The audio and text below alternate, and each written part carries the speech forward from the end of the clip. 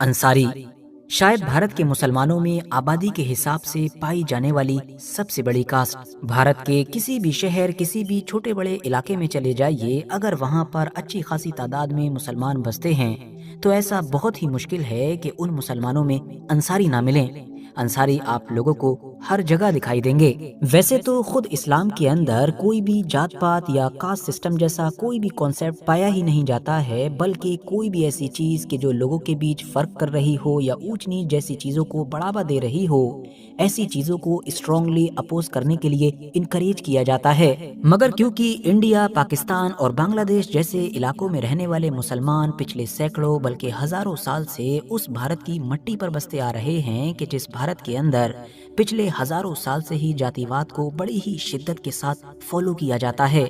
न सिर्फ फॉलो किया जाता है बल्कि आमतौर पर यह तक कहा जाता है कि यहाँ के लोगों की नस नस में जातिवाद बसा करता था। तो ऐसे माहौल में रहने वाले मुसलमान भी एक मुसलमान होते हुए भी अपने आप को दिमागी तौर पर इस कास्ट सिस्टम या जातिवाद से आजाद न कर सके। यही वजह है कि आज के दौर में भी आप लोगों को भारत के अंदर मुसलमानों की जो जातियां हैं, जो कास्ट हैं, उनकी एक लंबी लिस्ट मिल जाएगी। और इसी लंबी लिस्ट के अंदर हम लोगों को एक बहुत ही मशहूर और अहम नाम दिखाई देता है, मतलब के अंसारी। अब साथियों, अंसारियों का जिक्र जब कभी भी आता है तो एक सवाल अक्सर डिबेट की वजह बनता है, और वो सवाल ये होता है कि आखिर भारत के अंसारियों का इतिहास क्या है? ये लोग किसकी औलाद हैं और कहां से आए हैं? क्या हमेशा से ही इनका ताल्लुक भारत से ही हुआ करता था, या फिर ये अरबी नस्ल हैं और खास तौर से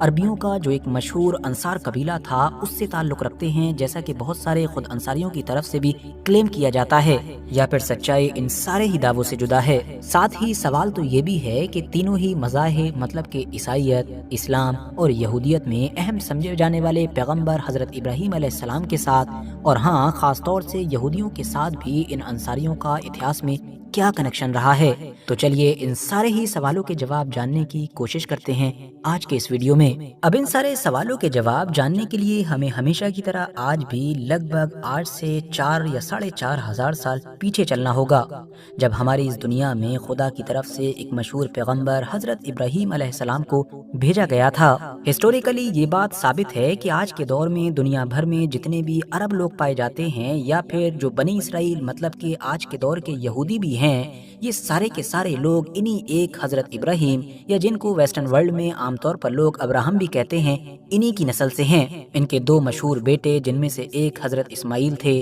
उनकी नस्ल से आज के दौर के सारे अरबी लोग पैदा हुए, जबकि दूसरे बेटे हजरत इसहाक, तो उनकी नस्ल से बनी इसराइल के तमाम कबीलों का ताल्लुक है, जिन कबीलों